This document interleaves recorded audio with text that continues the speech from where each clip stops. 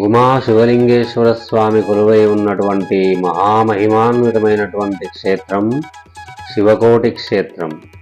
ఆంధ్రప్రదేశ్ రాష్ట్రంలోని కోనసీమ జిల్లాలో రాజోలు మండలంలో గోదావరి నది ఒడ్డున కొలువై ఉన్నటువంటి క్షేత్రమే ఈ యొక్క శివకోటి క్షేత్రం. ఇక్కడ ఉన్నటువంటి శివలింగాన్ని శ్రీరాముడు ప్రతిష్ఠించాడంట. ధర్మరక్షణార్థమై లోక కళ్యాణార్థమై శ్రీరాముడు రావణాసురుణ్ణి వధించిన తర్వాత శ్రీరామచంద్రునికి బ్రహ్మహత్యాపాతకము సంభవిస్తుంది. ఆ బ్రహ్మహత్యా దోషం నుంచి పోవడానికి కోటి లింగాలను ప్రతిష్ఠించవలసిందిగా వశిష్ఠ మహర్షి శ్రీరామునికి చెబుతాడు. వశిష్ఠ మహర్షి చెప్పిన విధంగా శ్రీరామచంద్రుడు మొట్టమొదటి శివలింగాన్ని రామేశ్వర క్షేత్రంలో ప్రతిష్ఠిస్తాడు.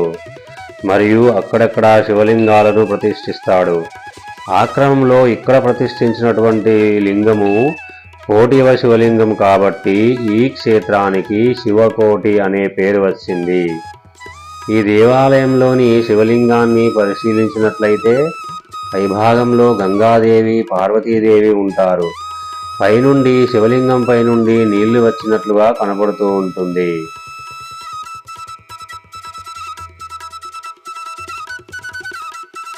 ఈ శివలింగము ప్రత్యేకత ఏమిటంటే సుమారు 14x14 అడుగుల గర్భాలయంలో 5x5 అడుగుల పీఠముపై 4x4 అడుగుల ఎత్తుగా పశ్చిమముఖముగా అర్ధనారీశ్వరుడై శివుడు భక్తుల కోరికలు తీర్చుతూ ఉన్నాడు.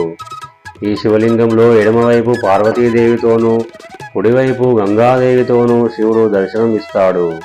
ప్రత్యేకంగా గంగాదేవి ఉండు చోట 1 అంగుళం లోతు గుంటలో నీరు పుట్టుచూ ఉండును. మనం గర్భాలయంలోనికి వెళ్ళి పరిశీలించినట్లయితే శివలింగం నుండి నీరు బయటకు వచ్చినట్టుగా మనకు కనబడుతూ ఉంటుంది.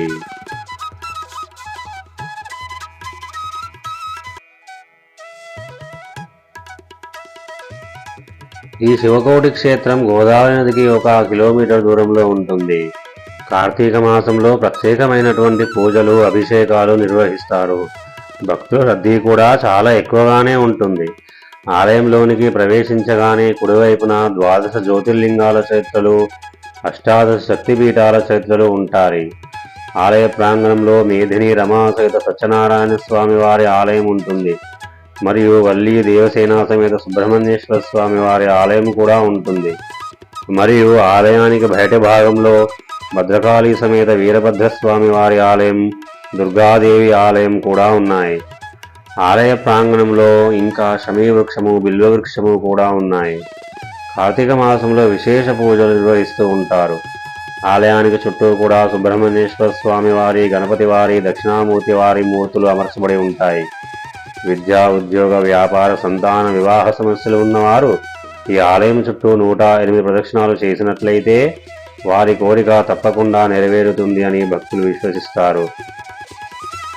ఈ ఆలయం పచ్చని కొబ్బరి చెట్ల మధ్య కొలువై ఉంటుంది. చూడడానికి ప్రకృతి రమణీయంగా అద్భుతంగా కనబడుతూ ఉంటుంది.